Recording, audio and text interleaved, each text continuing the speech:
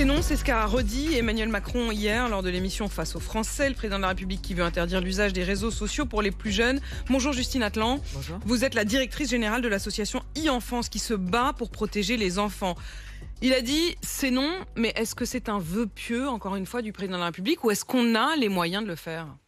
Je ne remettrai pas en cause la volonté du président de la République, ce n'est certainement pas un vieux pieux de sa part. Maintenant, la réalité, c'est effectivement qu'on se heurte, il faut le reconnaître, depuis plusieurs années, à un manque de volonté, ou en tout cas de participation des plateformes, des réseaux sociaux, qui depuis des années se renvoient la balle entre eux et les opérateurs téléphoniques, entre les opérateurs téléphoniques et les téléphones, à savoir qui, effectivement, va être en charge de cette responsabilité de vérifier l'âge, moyennant quoi, ça fait des années qu'on tourne autour de la solution et qu'on ne la trouve pas. Pourtant, des solutions existent, puisque, comme vous l'avez dit, la question de la pornographie a déjà posé cette question, comme on vérifie déjà les majeurs et les mineurs pour écarter les mineurs de la pornographie qui leur est interdit théoriquement.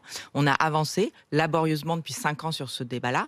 On a des actions en justice. La justice a fini par bloquer 4 sites pornographiques avant le Noël qui ne respectaient pas leurs obligations. Donc, il y a des avancées. Absolument, il y a des avancées, mais elles sont extrêmement longues, puisque vous voyez qu'on a créé une loi en 2020 qui obligeait les sites pornographiques à vérifier l'âge, et qu'en 2025, on commence à peine à avoir des pouvoirs qui ont été conférés à l'Arcom, qui maintenant peut effectivement bloquer des sites. On a mis 5 ans à notre époque, c'est extrêmement lent, plus pour appliquer une loi, sachant que techniquement, c'est possible. Donc techniquement, il y a les solutions, ce qu'on appelle à 2 facteurs. Exactement. C'est ça qu'il faudrait appliquer beaucoup plus largement. Absolument, c'est des systèmes qu'on appelle de double anonymat, donc ils sont censés respecter effectivement la protection de la vie privée des utilisateurs, mais en même temps de respecter aussi le cadre légal qui interdit par exemple les sites pornographiques aux mineurs ou les réseaux sociaux à un âge qu'on pourra déterminer. Mais ce qu'on demande déjà aux réseaux sociaux, c'est que je vous rappelle qu'ils ont intégré eux-mêmes une règle qu'ils se sont donnée à eux-mêmes qui est les 13 ans, puisque les réseaux sociaux disent eux-mêmes dans leurs conditions d'utilisation qu'ils n'acceptent pas les moins de 13 ans. Donc, comme vous le constatez tous, on constate aujourd'hui qu'il y a 67% des 6-10 ans, 67% des 6-10 ans qui sont déjà inscrits sur au moins un réseau social. Donc, en fait, le problème, il est là, avant même de parler de l'âge, c'est que déjà les moins de 13 ans que les réseaux sociaux n'acceptent pas, ils sont présents, donc il faut impérativement vérifier leur âge. Certains politiques, Gabriel Attal, il y a quelques semaines, disaient qu'il faut un couvre-feu, carrément un couvre-feu pour tous les mineurs, 22h, 7h du matin, un couvre-feu des réseaux sociaux et de l'accès même plus largement à Internet. Est-ce que effectivement, ça vous paraît possible, envisageable, souhaitable? Le problème, c'est que ce type d'injonction, on en a depuis des années. Il faudrait les limites d'âge, interdira, etc. Mais vous voyez bien qu'on retombe toujours sur le problème, comment on vérifie qui est mineur, qui est majeur, qui est l'âge.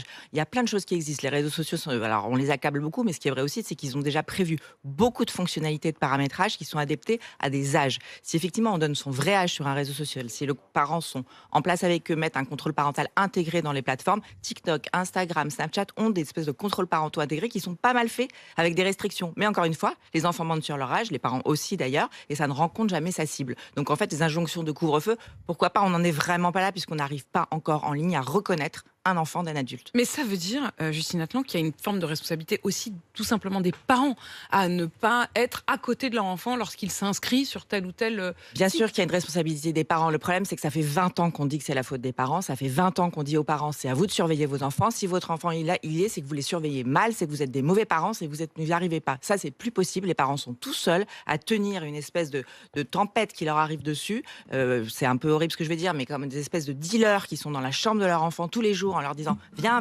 reviens chez moi, viens voir ce que je te propose, etc. Et ils sont tout seuls à gérer ça. Mais les plateformes elles-mêmes ne le disent pas. Non, viens pas chez moi, t'as pas ton âge, ne le fais pas. C'est quand même un problème. C'est comme si on n'avait pas confiance dans les casinos, dans des endroits comme ça qui sont interdits aux mineurs. On n'avait pas confiance dans le fait qu'ils n'allaient pas empêcher à nos enfants de rentrer. C'est ce qui se passe sur les réseaux sociaux. Ils n'empêchent pas nos enfants de rentrer, même à l'âge qu'ils ont donné eux-mêmes d'interdiction. Donc il y a un vrai problème de défiance. Et vous voyez bien qu'aujourd'hui, on arrive à un problème de défiance globale de la société, de saturation vis-à-vis de ces outils qui, pour autant, ont des vertus. Est-ce que, finalement, au fond, l'idée d'un référendum avec une interdiction globale, avec effectivement ces interdictions de double facteur, mais avec aussi la responsabilité quand on va acheter le téléphone.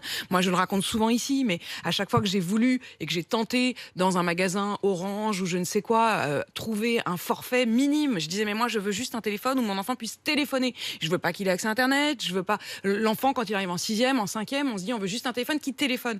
Et je me retrouvais systématiquement face à des vendeurs qui, un, me disaient que j'étais une vieille schnock, et deux, me disaient mais c'est impossible possible, madame. Bah non, en fait, c'est trop compliqué. Et me vendait toujours des forfaits avec Internet ou me faisait comprendre que c'était impossible. Ça commence là. Ça Oui, commence vous aussi avez à raison. l'achat Oui, du le téléphone, à problème l'achat du qu'on a, forfait. c'est le mélange en fait entre le smartphone, l'outil smartphone et les réseaux sociaux, et on met tout dans un seul bloc et on dit les écrans, ce qui veut rien dire en fait, ou le numérique. Il y a plein de choses là-dedans. Il y a effectivement un téléphone pour communiquer, il y a des réseaux sociaux pour communiquer aussi, échanger, mais il y a aussi Internet qui est une zone d'information. Il y a aussi des jeux, des applications. Il y a beaucoup d'usages. On a tout mis dans le même endroit qui est le smart home, qui est un outil qui en lui-même est addictif, avec des réseaux sociaux qui sont eux-mêmes addictifs. Donc en fait, il faudrait qu'on arrive à regarder ce sujet de façon un peu posée, avec tous les usages différents, et choisir ce qu'on fait à quel âge. Et le smartphone, effectivement, pour des jeunes, c'est pas le bon outil. Parmi les usages, il y a aussi la question de Pronote. Pronote, c'est-à-dire ces outils que les écoles elles-mêmes utilisent pour communiquer avec les enfants, les encourageant donc à aller davantage sur les tablettes ou les téléphones. Et Elisabeth Borne a donc dit qu'elle voulait une pause de ces outils soi-disant pédagogiques, donc comme Pronote, entre 20h et 7h du matin.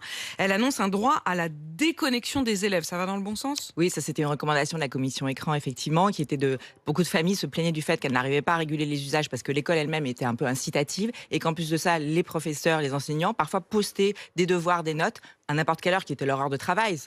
Mais ça arrivait du coup en notification pour les enfants ou les familles, la nuit, le week-end, quand ils travaillaient. Et là, il y avait une problématique, effectivement. Donc c'est vrai que d'avoir ce temps de déconnexion qui est respecté, comme on l'a dans le travail d'ailleurs, qui est aussi pour les élèves et pour les familles à un certain moment. Merci beaucoup. Merci Justine Atlan d'être venue ce matin.